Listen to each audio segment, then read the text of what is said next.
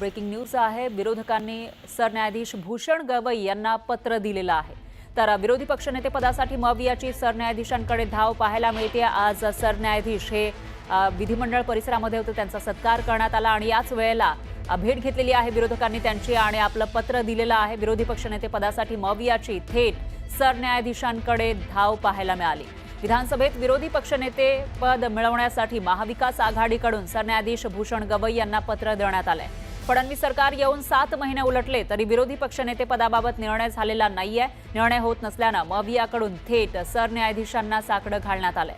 संख्याबळाच्या अडचणीमुळे विधानसभा अध्यक्षांकडून विरोधी पक्षनेते पदाबाबतच्या प्रस्तावावर निर्णय झालेला नाही, पण जे संकेत आहेत संविधानाचे त्यानुसार विरोधी पक्षनेतेपद जरी संख्याबळ नसलं तरी सुद्धा देता येतं आणि याचवरून आता विरोधकांनी भेट घेतलेली आहे सरन्यायाधीशांची। दरम्यान याविषयी अधिक माहितीसाठी आपले प्रतिनिधी तुषार रूपनवर हे आपल्यासोबत आहेत।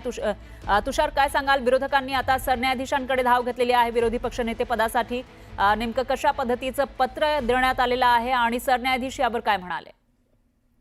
सरन्यायाधीश भूषण गवई यांचा कार्यक्रम विधान भवनामध्ये आयोजित करण्यात आला होता।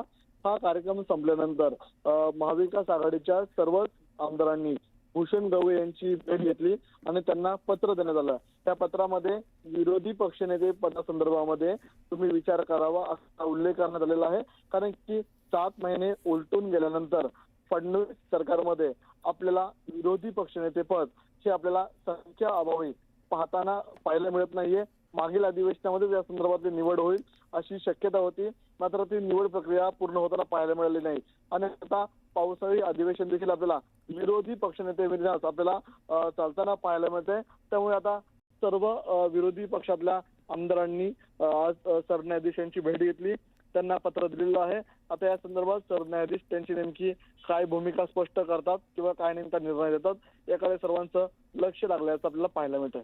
बरोबर आहे तुषार, धन्यवाद तुम्ही दिलेल्या या सविस्तर माहितीसाठी। या विषयीचे अपडेट आपण घेत राहूयात।